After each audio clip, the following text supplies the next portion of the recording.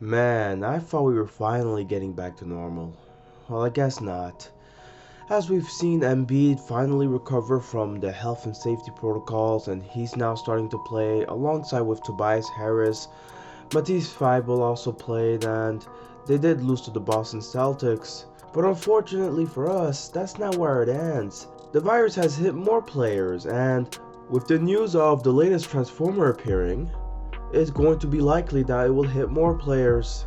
No one takes the headlines more than LeBron, the King James. Yes, he's been hit by COVID-19. He's tested positive, and he's not going to undergo health and safety protocols. He's going to miss at least 10 days, and unfortunately he did not get the 2 negative test results back that would have ensured that he would get back to the game earlier. And this also comes after Anthony Davis had recently recovered from his illness that seemed to have been a fever type illness. And I don't know whether or not this bug was spread when they played the New York Knicks, because RJ Barrett also is out with an illness. He hasn't played against the Brooklyn Nets on Tuesday, and we're not sure when he's going to return. Oh, sorry guys, I forgot. There are 2 more players that have been already hit by the virus. I should have known. Guys, Austin Rivers from the Nuggets has been hit with the health and safety protocols to where he has to sit out at least 10 days. Not only that, but the Chicago Bulls guard Kobe White is also hit by this. And the Chicago Bulls have already lost a player in Patrick Williams for the rest of the season. Now, unlike the Bulls, the Nuggets have way more issues because it's not just Austin Rivers, but they got a bunch of players dealing with injuries.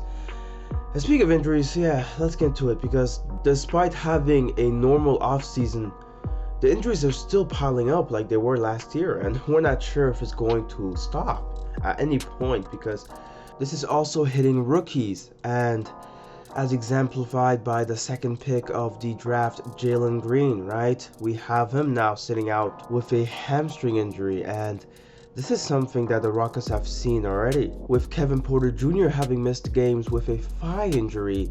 And it's going to be interesting to see how they fare now, because Christian Wood is the latest player to have now been sidelined after suffering an ankle injury when playing against the Thunder. And it's funny because Cade Cunningham himself, well, he missed some games earlier in the season with his injury, and now he's picking up the slack. Now he's ranking up amongst the best rookies, and it's going to be very fun to watch him play now.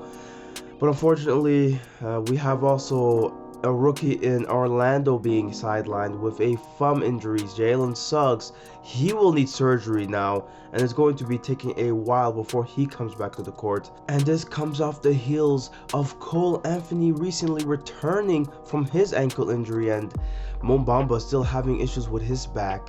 It's going to be very sad to see another Magic player now being sidelined. But fortunately for them, they did beat the Nuggets, and the Nuggets, I already talked about it, but so many injuries, man. It really sucks to see, because they're a contender for sure when fully healthy. And you have Jamal Murray making his comeback at some point during the season, but players like Michael Porter Jr. are going to probably miss the rest of the season now.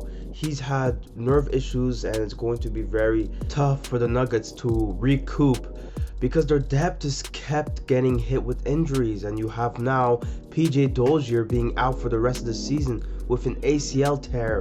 And with the lack of respect that Jokic has gotten despite having an MVP last season, it's going to make it even worse for him now, knowing that he's going to be the biggest outlier of the whole situation, with his team not doing as well as they should.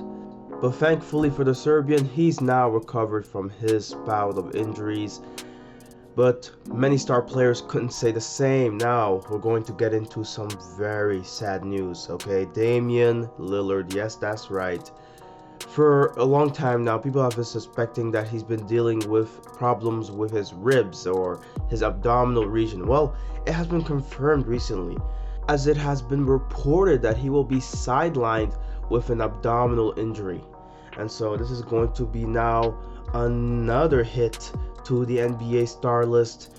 We might not even see him in the All-Star game, depending on how much time he misses. And now we're gonna get into the Phoenix Suns, who just now won their 17th straight basketball game against the Warriors, but they had to do it without Devin Booker as he missed the second half of that game with a hamstring injury. And who knows, that may have been the reason why the Suns were able to propel past the Warriors. But the Miami Heat don't have the same luck, as not only is Jimmy Butler sidelined with a soreness on his tailbone, but you also have players like Tyler Hero who apparently have soreness everywhere. Like we don't know where, but it's just a general body soreness. I guess that's a thing now. And you also have Bam Adebayo. Sorry, you heard that cracked shoulder. Yeah, that's me. Fortunately for me, I haven't gone through any injuries of that caliber now. I am thankful to God that I don't have to go through a surgery to repair a sprained UCL on my thumb like Bam Adebayo is currently going through. He's going to miss a couple of weeks with that, and yeah, the Heat are now sidelined with a bunch of injured players. So it's going to be tough for the Heat to contend as a top 3 seed in the East. And speaking of contenders in the East, well, the Brooklyn Nets, man, it just hasn't been looking good for them in terms of healthy players. You know, Kyrie Irving missing time due to him not being vaccinated. Well, you have Joe Harris now missing time because of an ankle injury in which he's had to go get surgery on. He's going to miss a few weeks. And not only that, but Nick Claxton has also missed a few games with an injury as well. Okay, folks, lightning round now. Paul George was resting. We're not sure what's going on with him. Kristaps Porzingis has an ankle sprain. We're not sure if he's going to play games. And you have Anthony Edwards, Jalen Noel, and Jaden McDaniels with a non-COVID related illness. Cam Reddish still has a sprained left wrist. OG Anunoby is still going to miss some time with his hip injury. Jaylen Brown is still recovering from his hamstring injury. He's come back and played, but he's still going to be put under some restrictions when playing. Mason Plumlee has been dealing with a right calf strain, has had to miss a couple of games due to that as well. Oh, stupid me, I keep forgetting. Miles Turner also had a non-COVID related illness. We're not sure if he's going to come back, but hey, that's just another addendum to this long list of injured players, especially notable ones. Yeah, we're not done though. I have to keep going back to the Timberwolves now because Karl Anthony Towns, there was a little scare during his game against the Wizards. He did, get sidelined with a back issue. He landed on his tailbone real bad and it didn't look so good for a while. MRI scans have come back negative, fortunately for him, so he seems to be recovering. And on that note, let's get into some good news, guys, because with injuries also comes recoveries, okay? You have players like Daniel Gafford who played against Karl Anthony Towns recently, and he's been recovering from an injury, but he's been playing stellar basketball. Double-doubles in each of his last 3 games. It's going to be very fun to watch. Hopefully the Wizards can get back on the winning track, as they have lost 5 of the last 8 games before playing the Timberwolves and picking up their win, so it's going to be very cool to watch on that end. And for my Raptors, Yuta Watanabe came back finally. He's played some games, and boy, I've loved what he's done on defense, and his 3-pointers have been going in now lately. And all I can say is finally the Raptors are beginning to pick up the pieces that they've lost last season, and hopefully OG recovers, and hopefully we get a fully healthy roster with Cam Birch now back as well. Look, it's not just Raptors though. Pacers, they've gotten Caris LeVert now to play a couple of games. That's really good news. I know people don't like the Pacers nowadays. They want to see this team blown up. But I just want to give Caris LeVert some love because it's been a while since we've seen him play consistent basketball out there, and boy is it fun to watch. Look, Kawhi Leonard, we know he's going to be out for a while, but people are optimistic that he's going to come back at some point during the season, and that's very good news if you're the Clippers. Really, like, this is great news. They've already looked good with Paul George being their leading star, but when they add Kawhi Leonard now, hopefully as he recovers from his injury, it's going to be very fun to watch, and they might make a surprise run in the playoffs. Oh, and it's not just Kawhi. Another former Raptor, Serge Ibaka's recovered as well. He's now getting back into his groove and playing more basketball. I'm so happy to see it.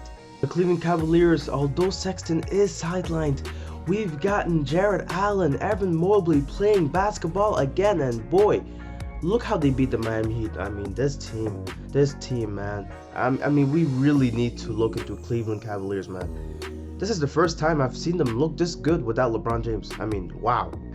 I'm really happy to see it. Dylan Brooks came back from his injury. He's playing lights out. I love it. I know Ja Morant is missing some time, but again, another good news.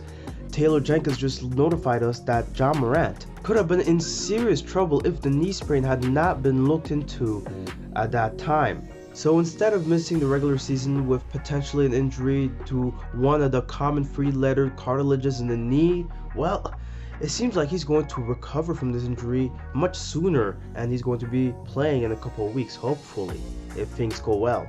And things are about to get groovy in the Smoothie Center, baby, with Zion Williamson being cleared for practice, and now with reports from beat writers that he's actually getting into better shape now. It's looking really good for Williamson to return at some point during the season. Oh my goodness. Thank you. This is what I needed, man. More good news like this. Jonas Valanciunas, man, he's going to have a tandem. He's going to have a much better time now with Williamson now just clogging the paint, man. Just bullying players, man. And the best news of all, especially if you're a Warriors fan, we might soon see Klay Thompson back in the game. Let's go! Although many of you are scared at the Warriors and how good they can be with Klay Thompson coming back. And also James Wiseman is going to come back, which is also going to add a boost to this team. And I'm telling you guys, I know the Warriors are scary, but it's going to be so much more fun watching this team now that they have Klay back. I'm telling you.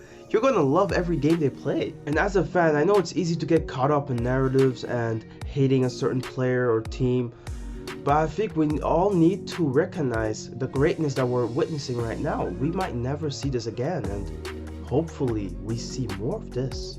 And if you guys like this video, I suggest you watch other videos, but if you don't know what to watch, just watch the video that's right on your screen. I'm pretty sure you'll love it. There has been a lot of players that have been hurt throughout the season, and it doesn't seem like it's going to stop, but fortunately for us, we're going to see some players come back, and God willing, it's going to be a blast to watch them play basketball again.